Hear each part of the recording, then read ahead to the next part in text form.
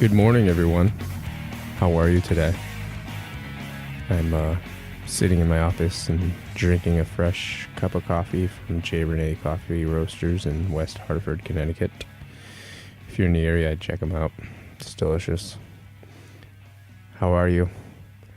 I'm doing a solo show today because I didn't have a guest lined up. I've got some good people coming up in the next couple weeks. You might want to check out. I've got Paul Pitta from Pitta Communications coming in later this week. I have Matt Bissett, a professional MMA fighter, this weekend. Next week I've got Hartford Prince, and I've got Jen Jacobs, an artist from Hartford. So pretty excited. Some really cool, interesting people coming in. So today I'm just going to talk about myself and what I'm up to, what I've been working on here. Been having a lot of fun with this podcast, man. It's really a good time for me. It's interesting how this thing has started from a simple 3-second video that my mentor, Mr. Rick Wells, suggested I put out if I was serious about putting out starting a company, that I put out a 3-second video where I just simply state what design is, a 3-second definition. He said, make a video and put it out there. And I did that, and he said, make a 3-minute video. And I did that. And after doing those two things, like thinking about what I wanted to say in a public forum, in a way that's going to be going out to the world. And I actually sat down and had to write those two things and think about those things and record them and edit them. Really got my mind going on this whole thing, and it kind of made this whole thing fall into place. And I've been running ever since. It's been actually, a lot of fun. Like I said, the podcast, I'm meeting people from all over the place, different fields. We sit down, have a couple of beers, and kind of bullshit, and we get a show out of it. And I think it's mutually beneficial to me and the guests. It allows me to create some interesting content for the show, and people get to put it out that they're on a podcast. It's kind of funny. I thought if I approached people that they wouldn't be interested, and I'm finding that a lot of people are actually excited and honored to be invited to be on the show, which is actually kind of fun. It's funny, I guess, like Scott Reynolds mentioned a couple shows back how, if you put yourself out there to be an expert in something, that eventually you become the expert. And it's funny that, I see comments of some of these podcast shows that are out there.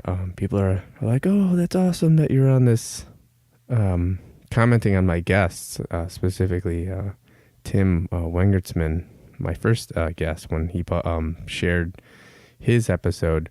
His friends were like, I can't believe you were on a podcast. And, me and him were laughing like, we invented that. Like, we just created that from nothing. But it's going pretty good. It's fun. Trying to, get more people and more guests, and kind of get into different industries. I'm excited. I have Matt Westfall, the head brewer from New England Brewing Company, going to be on in July.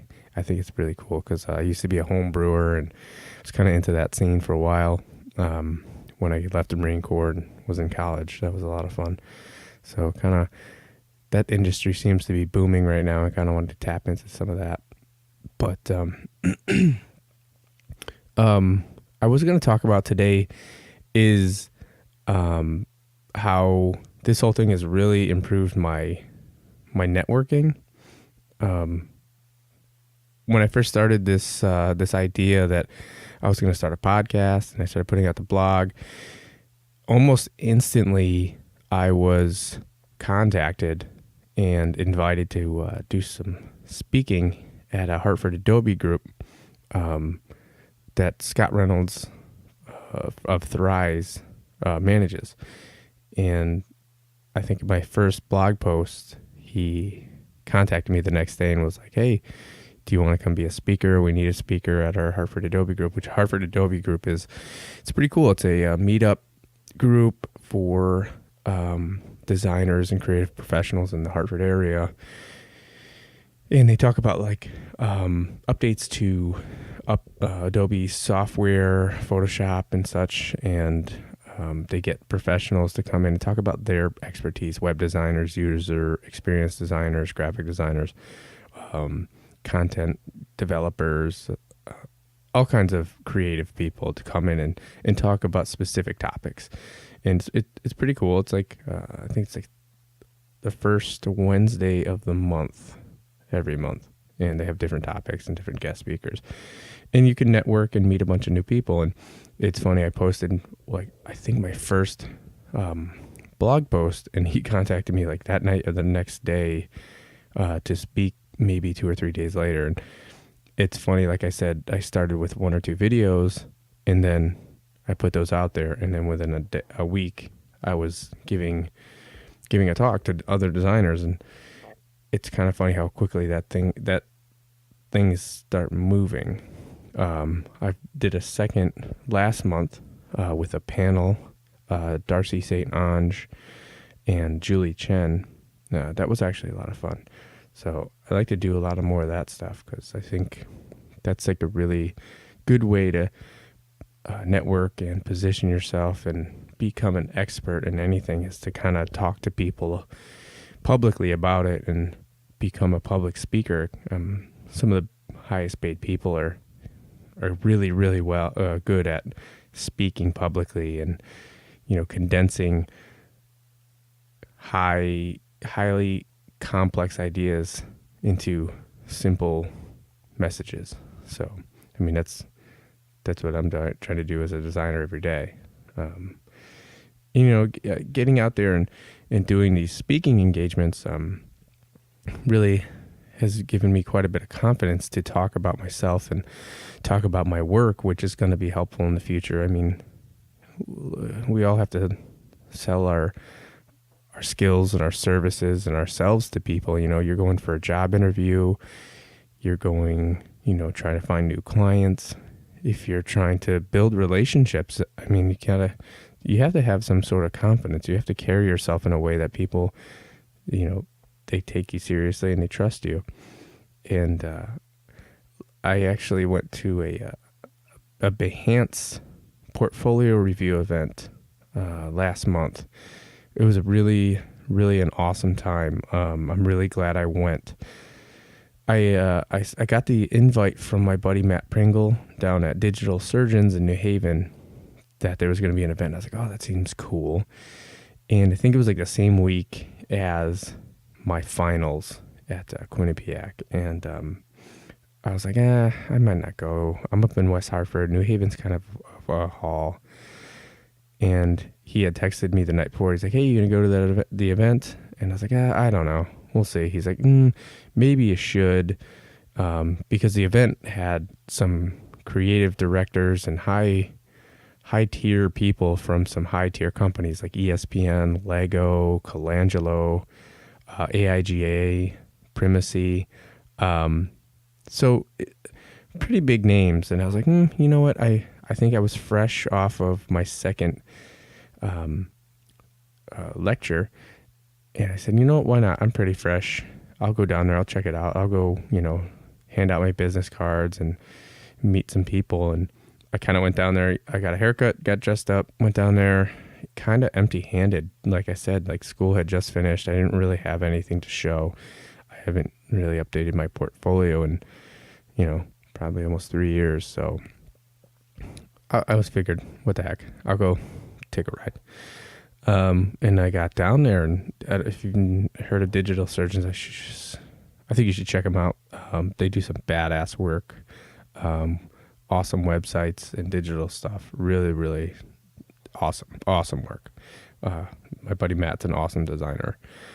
And anyways, I got there and the place is beautiful and there's, not that many people actually. I was surprised. I figured there'd be a lot of designers there.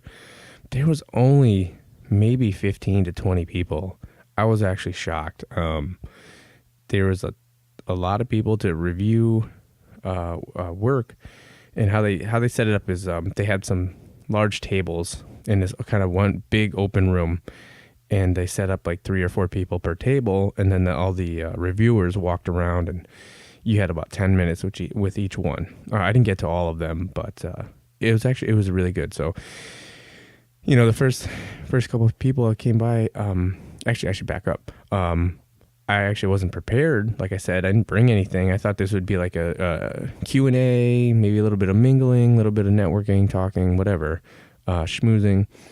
But they were like, all right, everybody, we're going to set up your portfolios, like I said, on these tables. And then the reviewers will walk around. I'm like, shit, I don't have anything. And my buddy Matt was like, hey, are you going to show anything? And I said, I didn't really plan well, and I didn't bring anything. And he said, well, what about you talking about your podcast and your blog and what you're up to right now? I was like, oh, whatever, I guess. I can do that, whatever. He gave me a laptop, set me up, and I went with it. And I was like, this is what I'm doing. I'm putting up a podcast and a blog, and I kind of had a different take. And I was actually surprised.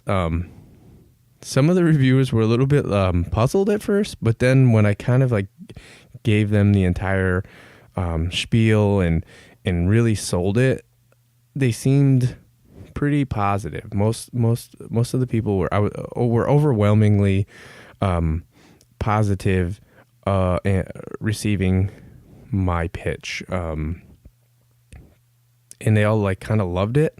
Sort of, I guess. I don't know. It seemed positive to me. I don't know. I was pretty jacked up. I kind of just, was fueled on adrenaline and caffeine at that point.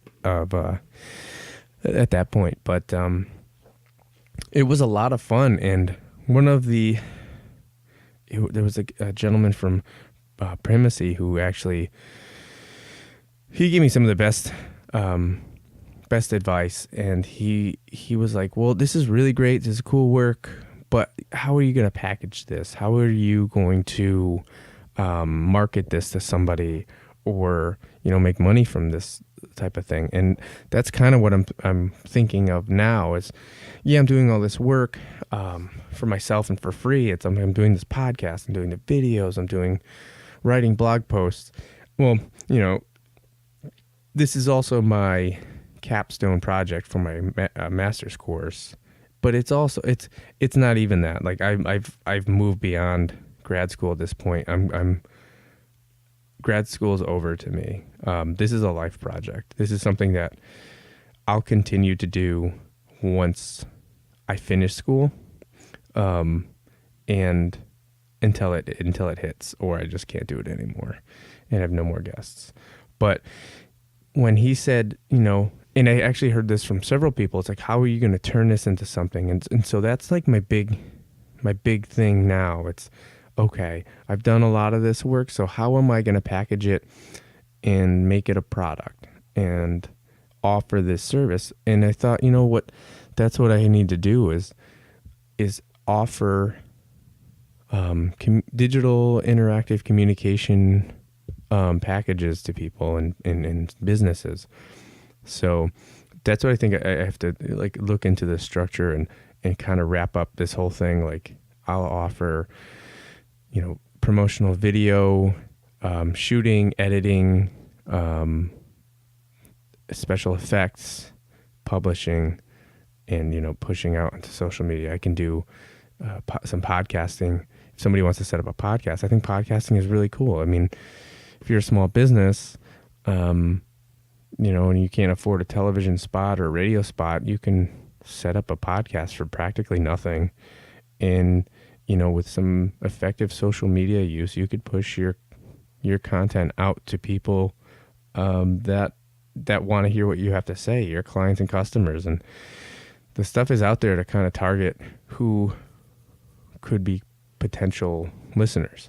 And you can do and say whatever you want. And same thing goes for video. I was just reading a bunch of articles on video, and I think it's like 75 to 80% of all conversions on the web happen from a video that explains a person or service or a product. And I can do that stuff. If somebody, a small business out there, they're trying to get their business going, they don't want to take the time to learn how to, run Premiere Pro and After Effects, or how to edit a podcast, and, put in all this work that I have. And I think I could provide this service to anybody. And so that's what I have to do, is develop that plan. Like, how's this going to go? And start offering it to people and scheduling it and doing it. Because ultimately that's the goal, right? I mean, the whole idea with this podcast and this blog is just to get myself out there. Like Scott Reynolds said, it's about exposure. You have to have the skill and exposure, and sometimes exposure trumps skill. So, I'll try to get myself out there as much as possible, and hopefully this thing hits. I mean, my ultimate goal was that the podcast gets enough of a following and listenership that I can go after sponsors. And if I go after sponsors, I can sell read time, and then it could snowball from there, and it could be its own revenue generation right there. It can, even if it's a small amount of money, hey, it's something, right? Right now I'm doing it for nothing. So, and I love it. So we'll see if I can get a little bit of money out of it. It'd be great. So, by the way, if you'd like to sponsor the podcast, please contact me. You can go to my website, SteveRaboin.com, and send me a message, and I could give you a nice read. There you go. And anybody who wants to set up a podcast or needs video service or social media service or graphic design work, please contact me also. I can do quite a bit of stuff. And I think digital content, good quality digital content, video, podcast, audio, high-end design, can really set you apart from competitors and can help you reach your clients and customers, and it helps your clients and customers know who you are, what you stand for, what you're about. It kind of explains you to them. It tells them your story. And I think video really helps clients and customers know who you are. They feel like they know you before they meet you. Like, I joined my gym, CrossFit Hartford. I had seen a video. They put up a video, and I felt like I already knew them when I walked into the place, if that makes any sense.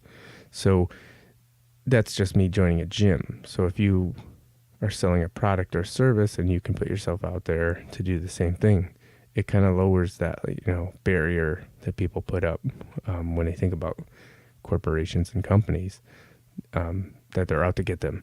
Kind of puts a human face, a human element that a customer can connect with. So I don't know, something to think about. And I think I'm gonna pursue that. I'm gonna pursue the product, this package.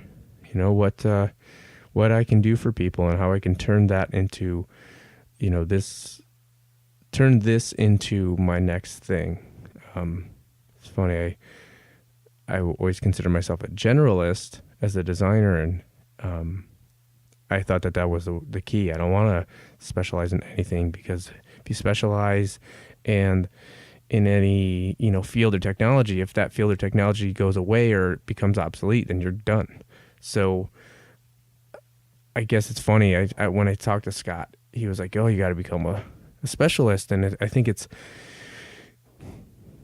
you're a generalist until you find a specialty or you get into a niche that specializes you. And I'm at the point where I'm general, but I've got to figure out a specialty, because the specialty is what is going to allow me to attract the clients and customers that I need. Being general, it's funny because I listen to the Tim Ferriss show, and it's funny, he says the same thing. Excuse me.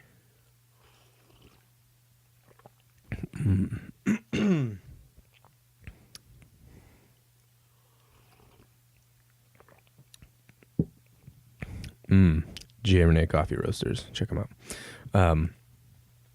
But Tim Ferriss says the same thing, that trying to gain a humongous following, trying to get everybody in the world is a daunting task, and the return on acquisition is not there. You're better off being super surgical and tactical and getting a hold of the smallest group of people that would love you, or would love your service or product. So I feel like, I'm learning a lot here. Definitely learning a lot about how the internet works, as far as, social media, and trying to get people to look at your stuff and read. And definitely video is the way to go. Something with a video gets way more attention than a long form written piece, easily, hands down. And then it's funny because, I'll work on something, a video of me talking, blah, blah, blah, blah, blah. I'll record it 20 times and edit it forever and then post it.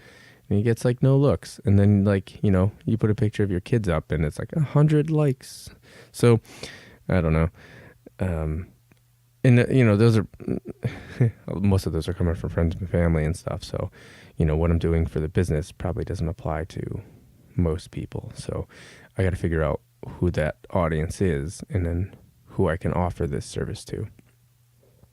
But, the networking thing has been great. I think Scott also said, in order to be successful, you need to find a network of at least 20 people within a given industry to be, you lose your job, who could you call that could help you find another? You need a good 20 people. And how long does that take to develop 20 people in the design world, or any industry really? I mean, it could take forever, years, right? I mean, and getting myself out there, putting out the videos, doing the speaking, going to the portfolio review, getting out of my comfort zone and just doing it.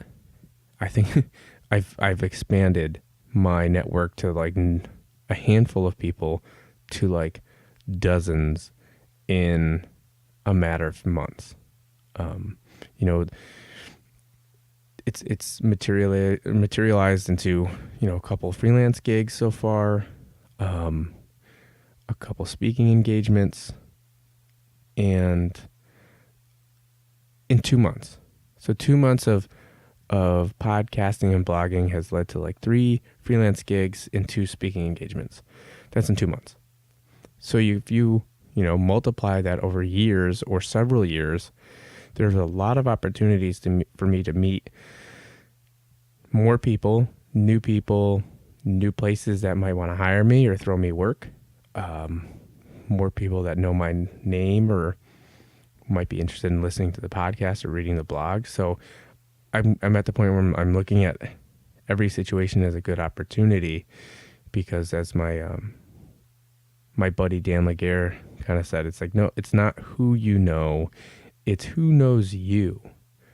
And that's true. I mean, you could know, everyone, but it doesn't matter if they don't know you. They got to know who you are and what you do and what you stand for, because you want to be the top of mind reference when, somebody needs a designer, they're in a pinch. Oh, remember that dude, Steve? I'm going to give him a call. So, and it's funny, this podcast is a great way for me to do so. I'm getting people that I would never get otherwise, if that makes any sense. I would have been terrified to try to get an interview or a portfolio review with some, owner of some agencies around here, but I invite them to come have a beer with me on my podcast, and it changes things. I'm no longer a designer out of nowhere begging for a job. I'm a guy with a show and a 6-pack of beers, just bullshitting. But you develop relationships with people. All my guests, I'm friends with now. We contact through email and text regularly, and they're excited about the show. and where it's going and what's happening with it. And it's actually kind of fun. I'm building that network, and the network is very authentic. It's not like this fake LinkedIn me type of network. It's like an authentic network where I have people, in my phone that text me regularly now, in the design field. So I feel like if anything, if I decide, after 6 months or 2 years or whatever, that I don't want to do this anymore, I have the network of people that, if I decide I want to leave my job, or I decide, I need to find extra work or anything, I have some people to lean on. If you're thinking of doing anything like that, I would like a podcast or blog, or you've had like an itch to kind of put your voice out there and do anything, I would say do it. I'm glad I did. There's definitely days where I'll be like writing a blog, and I'm like 700 words deep, and I'm like, what the hell am I talking about? Like, I don't know I have an idea in my head. It sounds good to me, but then by the time I'm done writing and editing, I'm like, wait, what the hell am I talking about? What am I doing with my life? But you have to trust yourself, trust your gut, trust your instinct, know who you are. Like my mentor Rick Wells said, it's funny. He pointed out 3 things to me. He said to me, you're a designer, you're a Marine, and you're a weightlifter, a competitive weightlifter. So what are 3 things that you need to be a successful designer? And then he asked me, write down what are 3 things that you need to be successful as a weightlifter? And then, since your Marine Corps was in the past, how does it make you feel knowing that you are a Marine? So I, came up with my 3 answers to each one of those questions. And he came back to me and he said, see, that's you. That's your authenticity. That's what makes you you, because that all came from you. Those answers: consistency, attention to detail, pride, being authentic. Those were some of my answers. And he said, well, that's you. That came from you, so it's not wrong.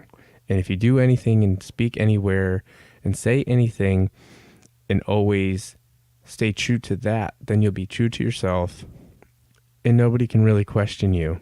And as long as you remember that, you'll be fine. And that's probably been the one most inspirational conversations I've had this year, easily. And I've been running on fire ever since, because it's true. Anytime I feel like I start to question what I'm doing, I just remember that, nobody can touch me. I know what I'm doing. And then I move on. So, if that's what you want to do, you want to start a podcast, you want to do a blog, you want to do anything, you want to, make clay pots and sell them, do it. It's, now's the time. Get going. But I think that's it for today. Hopefully, I'll have something up next week. I have a couple good guests. Like I said, Paul Pitta from Pitta Communications. Actually got him tomorrow, so look for that one next week. And then I have MMA pro Matt Bissett.